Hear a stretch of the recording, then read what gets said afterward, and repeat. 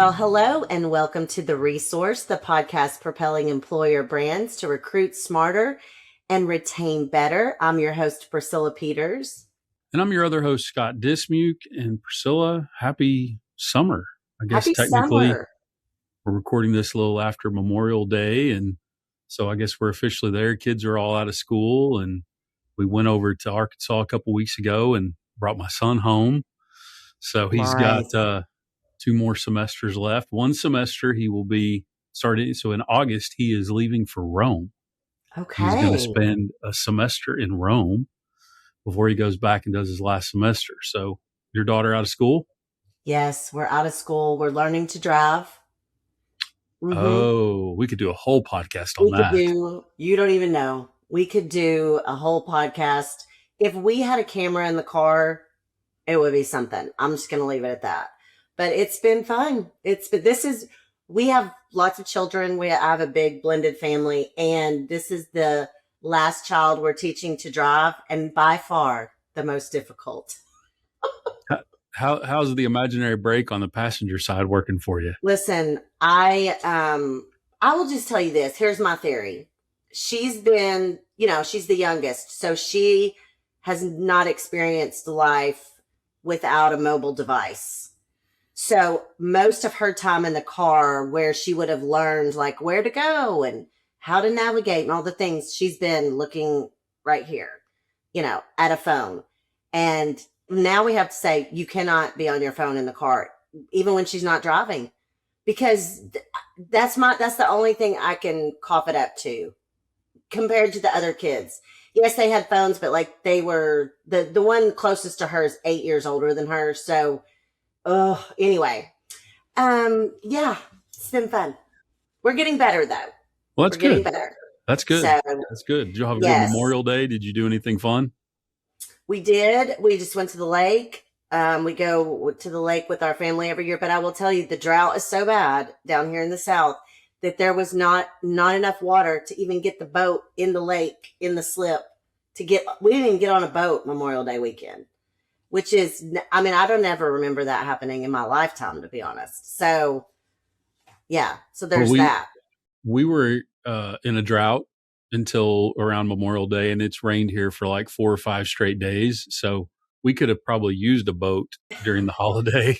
So we're caught up on rain now, but now it's, the last few days it's been super humid. So summer's definitely here. So did you grill out food wise? Cubby did a shrimp boil. Okay. Yes. Yeah. So we did a shrimp boil, and it was great. It was so good. That's kind of how we launch into summer. We always do a shrimp boil on Memorial Day weekend, and it was great. It was amazing. Did you grill? Well, we couldn't unless I'm not grilling in the rain. So we have a little grill pan. So we grilled inside. It was a little, a little depressing, but we did hamburgers, hot dogs, the stuff you typically do. My wife has inherited a dairy allergy later in life. Oh, so no. I've jokingly told her she's ruined everything for us. Our house used to be on Friday nights. We would do, family pizza night. So, we can't even do that now. So, it's we're learning. We're learning. All these random things pop up. Yeah. We're learning. So no traveling. Did you have to deal with the gas prices? No, we just go down to Hot Springs, just an hour from here. Yeah. No, it hasn't been bad. I will tell you, I did go to, I guess it was right before I went to ATA mid-year conference, which was great. It was the first time I've been to a conference in the past probably 3 or 4 years where there's optimism in the air in trucking. And it was so nice. I was like, oh, this is great. People are optimistic, freight's improving a little bit, lots of stuff going on. I know we're going to dive into the driver survey today, which is going to be really interesting looking at some of this data. It brings back some flashbacks of when we really had capacity tightening and people like really concerned about recruiting and retention. And I feel like that's beginning to happen again. So this is going to be interesting. Yeah, we're definitely hearing it too. I definitely think it's more capacity than it is freight. And boy, I tell you, if we can get the extracurricular activities going on in Iran over with and get gas prices down, I think Katie bar the door. I think we're on the verge of. I never thought we would get back to what it was like during COVID, and I'm not necessarily saying that we will, just from a freight volume standpoint, but I think the capacity crunch combined with an uptick in freight, we could certainly be in that same kind of circumstance that we were in back during COVID. Yeah, and I mean, based on some of the things they did share ATA, it sounds like inventories are pretty low. And so they're going to have to at some point, kind of backfill all of that. And I think that will help from a freight improvement standpoint. I mean, from on the recruiting side of things, it's beginning to feel very hot over here in these parts, if you will. And if this is just on the supply side and not the demand side, when we really do see some significant freight improvements, it's going to get dicey, I'm afraid, from a recruiting standpoint. The interesting thing that we're running into, I mean, we went for 2 or 3 years where, I mean, frankly, companies would just flat out tell us we don't even care about retention right now, which is a little mind boggling to me, but that's what they would tell us. Now they're caring about retention, but budgets are still a little hairy, so we're having to be a little creative in helping some folks because turnover is going up. And I know we're going to talk about that here in a second, but turnover is definitely going up, and we've got some data here to back that up. But before we do that, normally we do some must know data at this time. Obviously, most of this episode is going to be all around our spring driver survey. So one thing we'll hit first is our final mile first 5. And usually we run through about 5, rapid fire questions. But today, since we got a lot on the docket, we're going to just hit one of those. So you ready for that? I'm ready.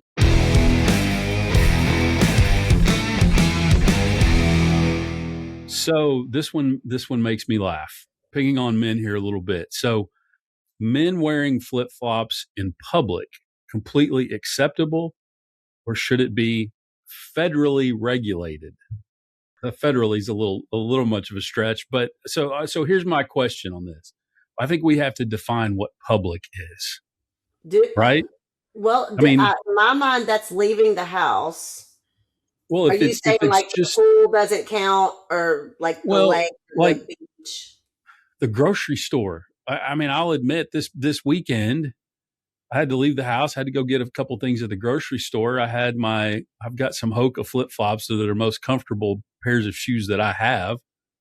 I had them on, went to the store. I think that's perfectly acceptable.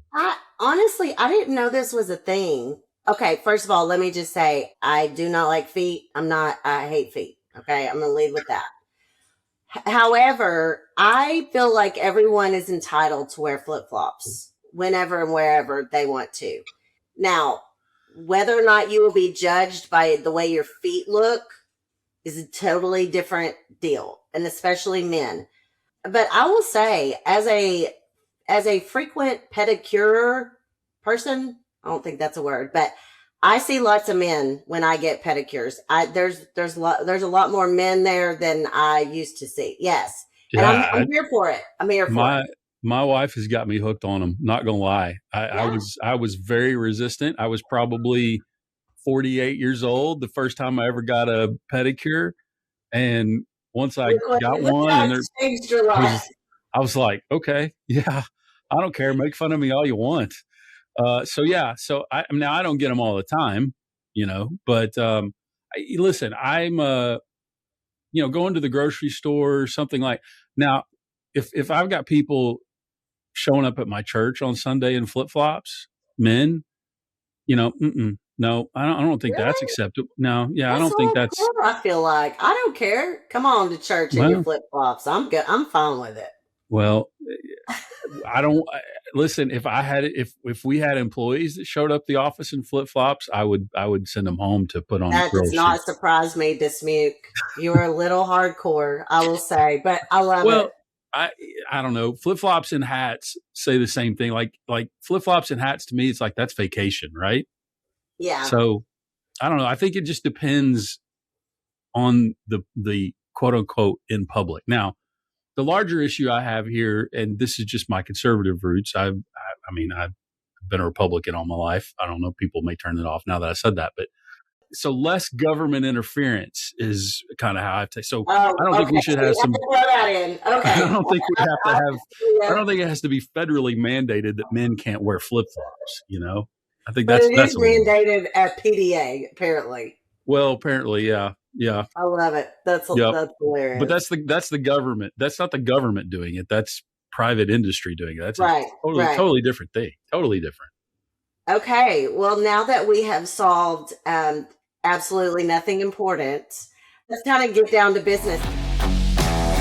So we are going to be going over some of the data that came out of our 2026 spring driver survey. We do two of these a year, one in the spring, one in the fall. We just completed the spring one. And we're going to dive into this. And we're not going through the whole survey because that would take longer than anyone wants to listen to the two of us talk. But we will include a link in the show notes. You can go to the resource and find that. We'll include all the links that you need in the show notes to download the driver survey. But I will say, in every survey, we always ask one of the very first questions that we ask. And honestly, this survey, we led with age and experience, just high level. No one will be surprised that 46 and up was the highest age standpoint. And then experience, there were over 5 years were the most drivers. And you can see all the numbers when you go and look at the survey. But we always ask after those two questions, are you currently looking for a truck driving job? Because we want to know. And this was the highest it had ever been. And for the record, it was the highest it had ever been in the past two surveys. So we're just continuing to creep up. So it was 58.1% said yes. Now that's compared to a year ago, spring 2025, it was 46.8. So it's up over 11%. Now, I have shared these kinds of stats before, and I've kind of had carriers go, oh, okay, well, there's more drivers looking. I'm like, okay, that's not necessarily great news. So obviously from a turnover standpoint, that's not necessarily what we want to hear. But I will tell you, some people equate this to, oh, that means I'm going to get more eyeballs on my jobs. And here's what I will tell you, in today's market, that is not the case, because really supply needs for trucking are heightened. There are more jobs.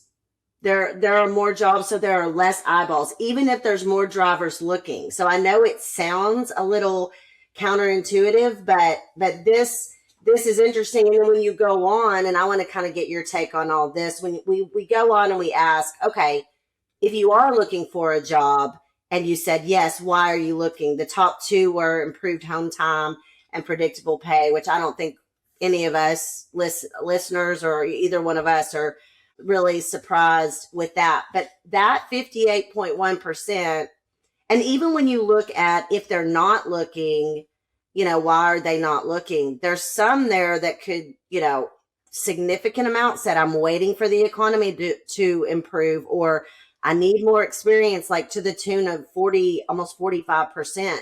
So we've got a little bit of an issue going here. What's your take on that one, Scott? So from a retention standpoint, I think that more people looking, to kind of what you were saying. I think if you take the recruiting side of this, I've heard from people, and I'm going to let you speak to it on your end, but I've just heard from people that said they're upping their recruiting budgets. I talked to a rather large carrier about 2 weeks ago, said that they've increased their recruiting budget by about 100% in really the last 6 months. So from the turnover side of it, I look at it as we know drivers are looking, and now we know that companies are starting to become much, much more aggressive in their recruiting. So you kind of throw all of that in with why are drivers looking, and we look at what we know are going to be ads. We know companies are starting to raise pay. We know I know of two that I can think of right off the top of my head. I know of two others that are talking about it. Um, so we know what's coming in the ads. We know that sign-on bonuses are back. That's not a soapbox I want to get on right now, but we know that those are coming back.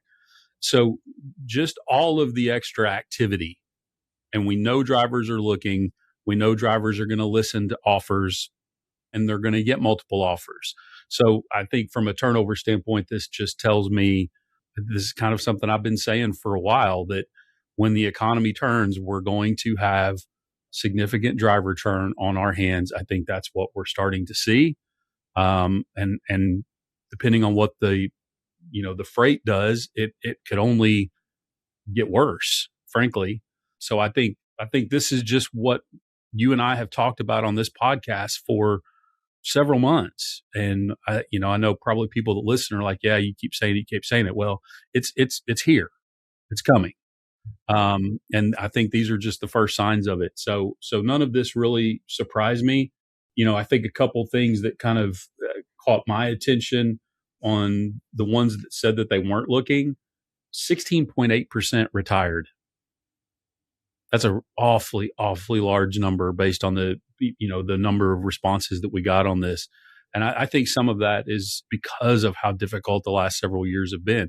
Would not surprise me if some of those, if this thing flips around and we start seeing, big rates and, good pay like we did during COVID. It wouldn't surprise me maybe if some of those folks came back.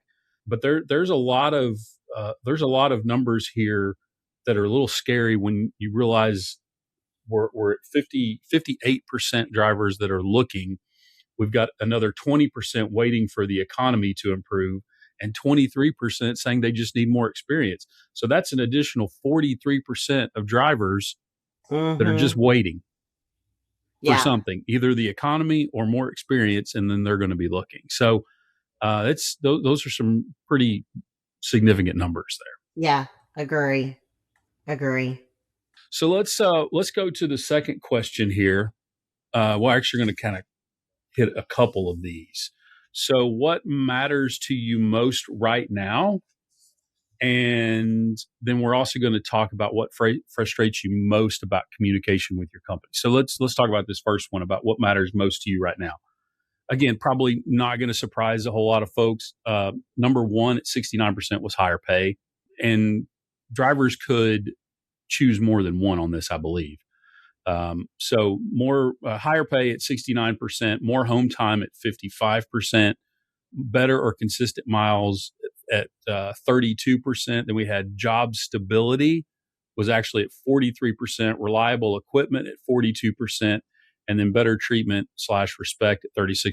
So here's one thing I want to say about home time, because we see home time all the time, and we see better and we see better home time. Everybody would love to have a home daily job. I mean, I think we could all safely assume that.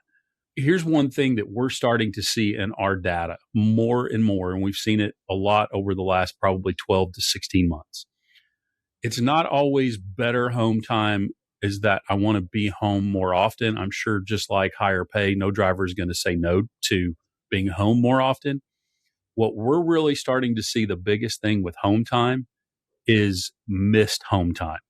So if a driver's home every weekend and they're supposed to be home at some point on a Friday and they don't get home till Saturday, that's a problem. And we're starting to see that more and more and more, that it's not necessarily just better home time, more frequent home time. It's you better get me home when you tell me that you're going to get me home. That's one of the things that we've seen on that. You have any takeaways on what matters most to you?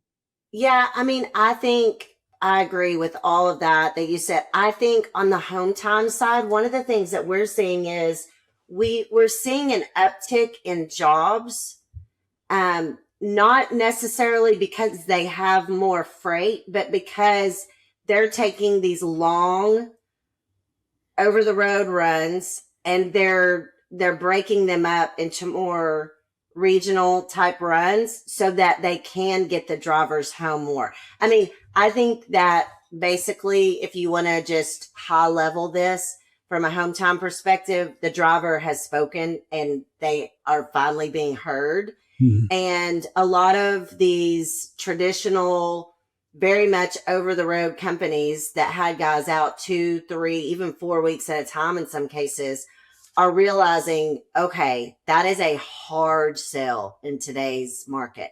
Now, I'm not saying that you can't hire that guy or girl, gal, you can still hire that type of driver. Don't get me wrong. But it is more difficult because less Mhm. people will want that type of lifestyle. And so we're really seeing carriers look at their operations and go, you know what? We got to make a change here. We're not going to be able to get the driver talent that we need if we don't do that. So I think that's just one thing that we're really seeing. And we see it because we're posting more jobs for carriers. And that's really why, which ends up being, when you look at it as a numbers game, as the jobs grow, it impacts like number of job seekers per job. And that's a metric that we look at a lot. And so we're really seeing that kind of play out in the market, which has been interesting. But I do think it's tied to home time. Well, and I think you make a really excellent point there, because if you take that, how companies are doing their operations and they're wanting to get drivers home more frequently. I think if we're going to attract a younger generation into this industry, that's a must. And we've seen that from previous surveys that we've done where we talk work-life balance and things like that. We know that drivers talk about that. Now, I still think at the end of the day, everything still comes down to pay and pay predictability. But you're spot on. And I think if we're going to attract a younger generation into this industry, it's about predictable pay and predictable home time. And predictable home time is getting them home when you say you're going to get them home. Yeah, for sure. Okay, so let's kind of pivot here to we asked a series of questions that were related to really how drivers are searching for jobs because we're seeing it in a lot of our data. This kind of uptick in AI search kind of creeping in on more traditional, what we think of as like traditional ways that drivers search. So we said, hey, let's just get it straight from the horse's mouth here. So we asked a series of questions. We asked, how are you searching for new truck driving jobs today? The top ones were, obviously the Indeed, Glassdoors of the world, Google, truck driving jobs, Meta, but AI search came in at 24%, which we've asked that, a year ago is much, much lower. This is in line with another survey that Truck Drivers USA asked drivers this in February. I think theirs was like 23%. This says 24, so it's about kind of in line with that. We asked them a couple of months later, but I think the reality here is that AI powered search tools, they're beginning to influence truck driver job search behavior. And I know that it's kind of basically a soapbox I've been on a lot of our episodes lately, but if carriers are not looking at how their current landing pages, websites, all of your digital assets are being found through AI search, this is something you've got to do. Whether you work with someone on that, whether your team does it, you've really got to be looking at that. We also asked them, we just flat out said, hey, are you using AI as part of your job search? 23.7% said they were. We said, okay, if you are, what platforms are you using? Google, Gemini, and ChatGPT were the top two. Gemini probably most likely because it's just kind of seamlessly integrated into the search results from Google. We know that as how we search, But I think at the end of the day, what all this data is really telling us is that drivers appear to be open to AI powered job search. They're curious. We even asked if there was an AI agent that helped you find a job, help you find and apply for jobs. Would you use it? Almost half of them said they would, 47.9%. So listen, drivers are not they're not getting in the AI game. I will just say, I think probably you and I, Scott, over the past 6 months, you and I've talked about AI and how we're using it in our day to day more than we ever have. And I don't think we can discount the fact that drivers are just like us, you know? And so it's just critical that your employer brand is set up to be able to be found, job descriptions. I mean, everything that's online, your content, your online reviews, all the things, all of these AI search tools are grabbing that content and serving it up to drivers when they search for jobs. I don't know what you think about all of that, but Well, obviously on the recruiting side, that you're the expert there. I'm certainly not. Here's what stands out to me when I look at all this AI data. The old fogey in me was like, well, that's a young thing.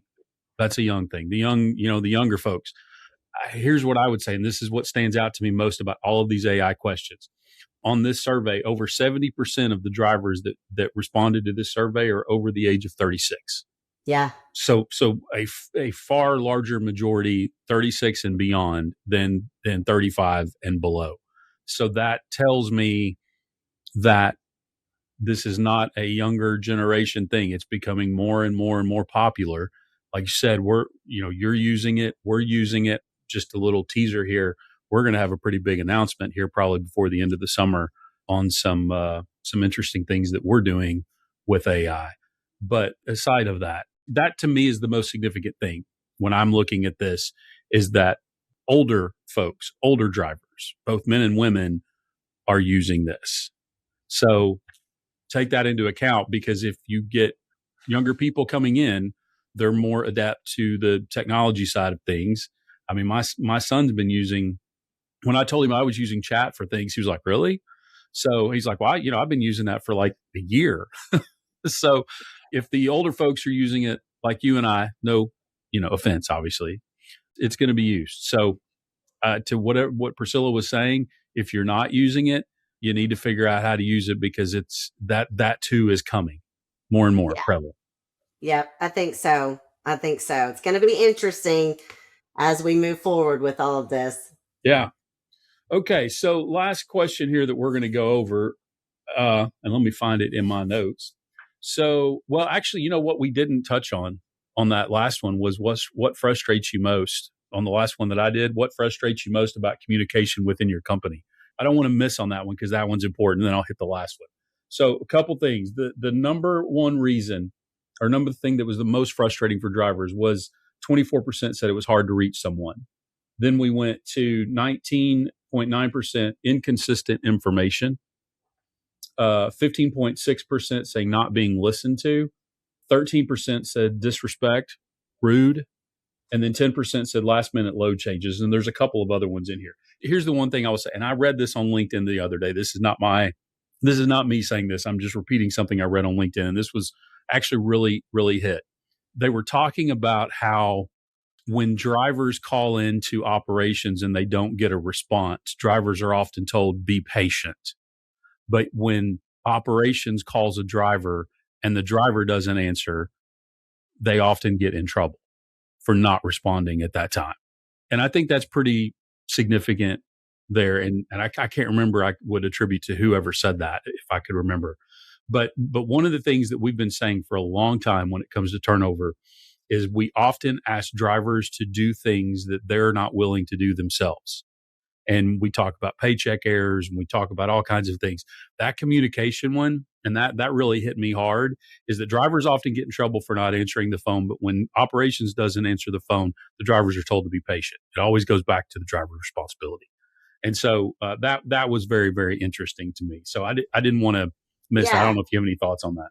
Well, I think on that one, you know what I would do? Like, if you have a retention committee or you have a group within your organization that's over retention, I would take that list that you just read, like what frustrates you the most, and rank your carrier, like with honesty. How do we rank on all of these? And then you can identify, oh, wow, like we got to get better here, or we've got to, and then share with your operations team, your dispatchers, your payroll team, anyone who communicates with the driver. I just think like auditing some of this stuff, when we get survey data, like that we do that a lot, where we'll go, okay, let's audit ourselves here. How are we doing? So I don't know. I just think that's kind of a good challenge for our listeners to take that list back and do that. Well, and I will just tell you, going back to what we talked about earlier about drivers looking and companies becoming more aggressive on the recruiting side of things, if you want to see your turnover go up, silence is one of the best ways to do it, because you're just giving that driver more and more opportunity to listen to someone that is talking to them, and that's going to be recruiting from other carriers. So Yeah. silence is a great way to drive up turnover if that's what you're looking to do. So okay, last question here, but I didn't want to miss on that one. But last question: what is the one issue that would most likely cause you to leave your carrier in the next 3 months? So let's talk about kind of the top three here. Pay inconsistency is number one at 27%. Lack of respect / appreciation is second at 20%. Not enough home time is 13.6%.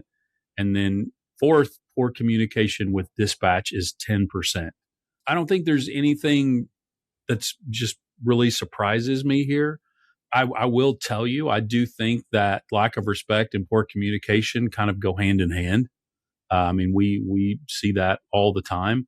I still think, and we've, a lot of our data has shown this. If you go back and you look at our annual report that we did for 2025, the big word that we kept repeating, that we kept hearing, was predictability. Predictable pay, predictable home time. Predictable pay, predictable home time. Anything that you can do to do that, particularly right now, is going to put you significantly ahead of the curve when it comes to reducing your turnover. Yeah. None of these surprise me. I just think it's important to understand that this list aligns with the earlier list, and it also aligns with the list of why folks want to leave. It's the drivers are telling us what is most important to them. And I just think that, we've got to listen. It's interesting how everything really does align. And there was some things that, like, equipment was honestly a little bit lower than I thought it would be on this list. Yeah, it was. And here's a little bonus data here. And this isn't from the survey, but this is from our data, 10 plus years of looking at drivers who voluntarily quit. Do you realize that drivers that have an equipment issue and an operations issue within the first 2 weeks of employment had an 84.4% voluntary quit rate? Whoa. Wowzer. Equipment combined with operations, 84.4% quit rate in the first 60 days. Okay. So equipment reliability is, I agree with you. That was not, I thought that would be higher, but that poor communication, lack of respect, combined with any kind of equipment issue, if you want to red flag a driver, that's the biggest red flag that we've seen in our data over the last 10 years. Very interesting. And honestly, that's a little teaser for our next episode. I know you guys have some really cool, just high level data that's come out of the historical data that you have. And so I know we're going to do an episode on that. I'm really excited about that. I think that'll be really cool. So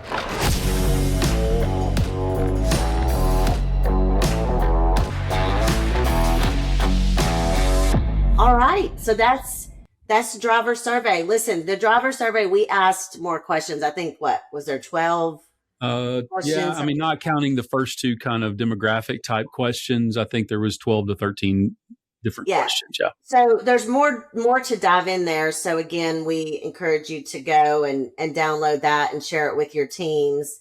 And we'll put the links in the show notes for you as well. But hey, thanks for listening, everybody.